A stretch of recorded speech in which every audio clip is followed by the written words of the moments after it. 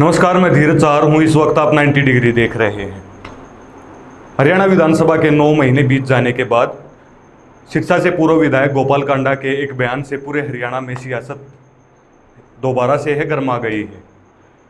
सिरसा में गोपाल कांडा ने एक बयान दिया जिसमें उन्होंने कहा कि इनेलो पार्टी ने जो रानिया सीट जीती है, जिससे अर्जुन चौटाला विधायक बने हैं, वो खट्टर साहब और गोपाल कांडा की मेहरबानी से वो चुनाव इनेलो जीत पाई है। जिसके बाद हरियाणा की सियासत में एक दूसरे के ऊपर आरोप प्रत्यारोप की राजनीति दोबारा से शुरू हो गई है। गोपाल कांडा के बयान को कोट करते हुए जो हरियाणा में रोहतक से जो लोकसभा सांसद हैं दीपेंद्र सिंह हुड्डा, वो अपने 3 साथी, हिसार से जो सांसद हैं जयप्रकाश जेपी, सोनीपत से जो सांसद हैं सतपाल ब्रह्मचारी और अंबाला से जो सांसद हैं वरुण मुलाना, उनको साथ में लेकर दिल्ली में एक प्रेस वार्ता करते हैं। गोपाल कांडा के बयान को कोट करते हुए वो इनेलो पर आरोप लगाते हैं कि प्रदेश की जनता के सामने आज एक बहुत बड़ा राजनीतिक षड्यंत्र का भंडाफोड़ वो हो गया है। उन्होंने कहा कि हम चुनाव कैंपेनिंग के दौरान ही एक जनता को बता रहे थे कि आईएनएलडी पार्टी बीजेपी की बी टीम है और वो वोट काटू पार्टी है। आईएनएलडी और बीजेपी का पर्दे के पीछे एक गठबंधन चल रहा है जो कि एक षड्यंत्र के तहत बीजेपी को फायदा पहुंचाने के लिए है। दीपेंद्र सिंह हुड्डा ने प्रेस वार्ता में के दौरान ये कहा कि सिरसा में किसान आंदोलन के प्रभाव के चलते बीजेपी को कुछ ज़्यादा हासिल होने नहीं वाला था, जिसके चलते उन्होंने अपनी बी टीम इनेलो को फ़ायदा पहुंचाया और इनेलो के कैंडिडेट्स के सामने अपने कमज़ोर कैंडिडेट उतारे, जिसके कारण इनेलो पार्टी वहाँ पर जीत पाई। उन्होंने इनेलो के ऊपर आरोप लगाते हुए कहा कि इनेलो पार्टी ने बीजेपी के साथ पर्दे के पीछे गठबंधन करते हुए हरियाणा के देश के जो 750 किसान आंदोलन में शहीद हुए, उनको धोखा दिया है, हरियाणा के नौजवानों को धोखा दिया है, हरियाणा की जनता को धोखा दिया है, हरियाणा के किसान, मजदूर, व्यापारी, कर्मचारी सभी को धोखा वो दिया है। उन्होंने कहा कि गोपाल कांडा बीजेपी के आज भी सहयोगी हैं। उन्होंने आरोप लगाते हुए कहा कि हरियाणा की जनता नहीं चाहती थी कि बीजेपी की तीसरी बार सरकार बने, लेकिन इनेलो ने पर्दे के पीछे रहकर बीजेपी की मदद की और बीजेपी की हरियाणा में सरकार बनी। दीपेंद्र हुड्डा की दिल्ली में प्रेस कॉन्फ्रेंस के बाद हरियाणा में मंत्री रहे प्रोफेसर संपत सिंह, जो कि कांग्रेस के नेता हैं, उनके बेटे गौरव सिंह ने अपने ट्वीट से सनसनी वो मचा दी है। उन्होंने आरोप लगाते हुए कहा कि हरियाणा में एक बड़ा नेता विधानसभा चुनाव के दरमियान अपने जलसों में आईएनएलडी, जेजेपी, एलपी को वोट काटू पार्टी वो कह रहा था। अपने हर जलसे में उन्हें बीजेपी की बी टीम बता रहा था, लेकिन जब चुनाव आए और सत्ता जब थाली में सजोकर उनके पास आई तो उन्होंने सरकार को ही काट दिया। उन्होंने सवाल पूछते हुए कहा कि अब वोट काटू कौन है, सरकार काटू और सेटिंगबाज कौन है। आपको बता दें कि पूरे हरियाणा में कांग्रेस की 2024 के विधानसभा चुनाव में एक लहर थी। पूरे प्रदेश की जनता में एक मैसेज था कि अब की बार कांग्रेस की सरकार हरियाणा में बनने वाली है। सभी उम्मीद लगा रहे थे, किसान, मजदूर, कर्मचारी सभी बीजेपी की सरकार से परेशान थे और ये उम्मीद लगाई जा रही थी कि 2024 के विधानसभा चुनाव में कांग्रेस पूर्ण बहुमत से हरियाणा में सरकार बनाएगी। लेकिन जैसे ही चुनाव हुआ, कांग्रेस पार्टी 37 सीटों पर सिमटकर रह गई। बीजेपी ने, जो कि 2019 के चुनाव में 40 सीटों के साथ सत्ता उन्होंने बनाई थी, जेजेपी के 10 सीटों के साथ उन्होंने सत्ता बना ली थी, लेकिन 2024 के विधानसभा चुनाव में बीजेपी पूर्ण बहुमत से हरियाणा में सरकार बनाने में कामयाब हो गई। अब जो आरोप दीपेंद्र सिंह हुड्डा आईएनएलडी पार्टी पर लगा रहे हैं कि पर्दे के पीछे बीजेपी के साथ गठबंधन था, जिससे कि बीजेपी की सरकार बनाने में उन्होंने मदद की और हरियाणा प्रदेश की जनता के साथ उन्होंने धोखा और विश्वासघात किया। अब हरियाणा की जनता भी कांग्रेस के ऊपर ये आरोप लगा रही है कि दीपेंद्र सिंह हुड्डा और भूपेंद्र सिंह हुड्डा ने हरियाणा में थाली में सजी सरकार को बीजेपी के हाथों में है सौंप दिया।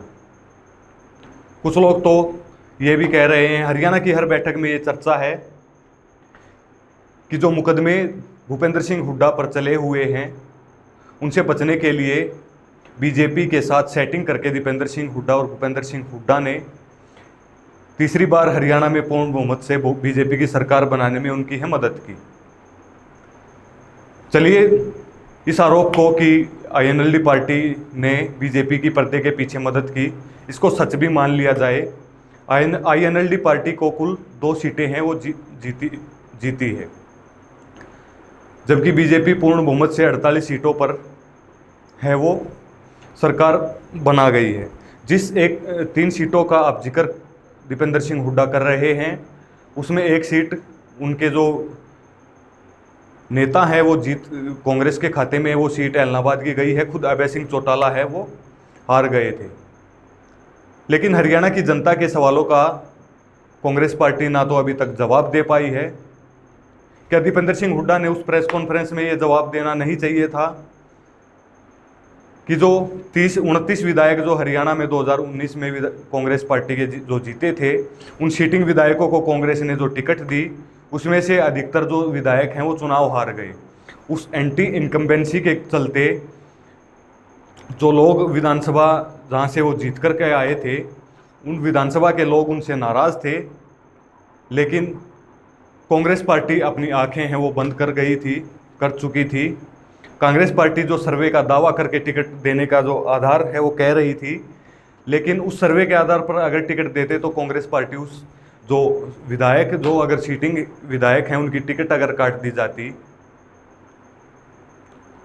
तो कांग्रेस पार्टी सत्ता में है वो आ सकती थी। अब दीपेंद्र सिंह हुड्डा लोगों को, हरियाणा की जनता को ये जवाब दें कि जब सर्वे हो चुका था और सर्वे में साफ तौर पर ये कहा जा चुका था कि इन विधायकों की टिकट है वो कटनी चाहिए, उसके बाद भी किसके कहने पर कांग्रेस पार्टी में उनकी टिकट है वो नहीं काटी गई। हरियाणा में 3 विधायक कांग्रेस के ऐसे थे जिनके ऊपर भ्रष्टाचार का आरोप है वो चल रहा था। ईडी और सीबीआई के तहत मुकदमे हैं, उनकी जांच है वो कर रही थी, जिसमें सोनीपत से सुरेंद्र पवार थे, महेंद्रगढ़ से राव दान सिंह थे, समालखा से धर्म सिंह छोक्कर थे। धर्म सिंह छोक्कर जो हैं उनकी वीडियो भी वायरल पीछे हुई थी, जिसमें ईडी के जो अधिकारी हैं उन्हें एक होटल से हैं गिरफ्तार हैं वो कर रहे थे। सुरेंद्र सिंह पवार चुनाव के दरमियान जमानत पर हैं, बाहर थे, उनके ऊपर भी सीबीआई और ईडी के केस हैं वो चल रहे थे। उन्हें टिकट है कांग्रेस पार्टी ने किसके कहने पर है दी।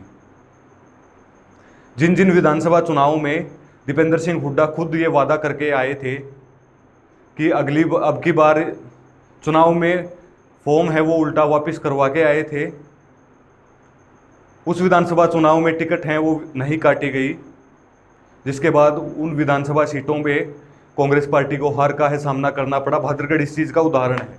2019 के चुनाव में जो राजेंद्र जून है जो उस वक्त विधायक थे, उसके खिलाफ जो कांग्रेस नेता है राजेश जून, उन्होंने फॉर्म है वो भर दिया था, जिसे मनाने के लिए दीपेंद्र सिंह हुड्डा और भूपेंद्र सिंह हुड्डा पहुंचे थे कि अगली बार आपको टिकट है वो देंगे, अब की बार आप चुनाव से पीछे हट जाएं। जब 2024 में उन्हें टिकट नहीं दी तो वे निर्दलीय चुनाव उन्होंने लड़ा और एक अप्रत्याशित जीत उन्होंने बहादुरगढ़ से दर्ज की। तो आपको ये वादा खिलाफी करने के लिए आपको किसने कहा था, जिसके कारण लोग कह रहे हैं कि आपकी सरकार है वो आते आते रह गई। कई जगह पर जो आपके ही पार्टी के जो निर्दलीय उम्मीदवार थे, जिन्होंने पार्टी के उम्मीदवार को नुकसान किया और जिसके कारण पार्टी के उम्मीदवारों को हार का सामना है वो करना पड़ा, उसको लेकर आप क्या कहेंगे। जो निर्दलीय उम्मीदवार हैं वो आपकी पार्टी के खड़े हुए, जिसके कारण आपकी जो कई सीटें हैं वो आपको गंवानी पड़ी। अर्जुन चौटाला ने प्रेस कॉन्फ्रेंस करके गोपाल कांडा पर निशाना साधते हुए कहा कि वो साबित करें कि उनकी मेहरबानी पर मैं रानिया से चुनाव है मैं जीता हूं, और उन्होंने चैलेंज करते हुए गोपाल कांडा को कहा कि मैं इस्तीफ़ा देने के लिए तैयार हूं और दोबारा से चुनाव लड़ने के लिए तैयार हूं। 2-4 साल के बाद दोबारा से चुनाव आने वाले हैं, मैं यहीं से चुनाव लड़ूंगा। अगर कोई वहम है तो आप अपना निकाल लेना।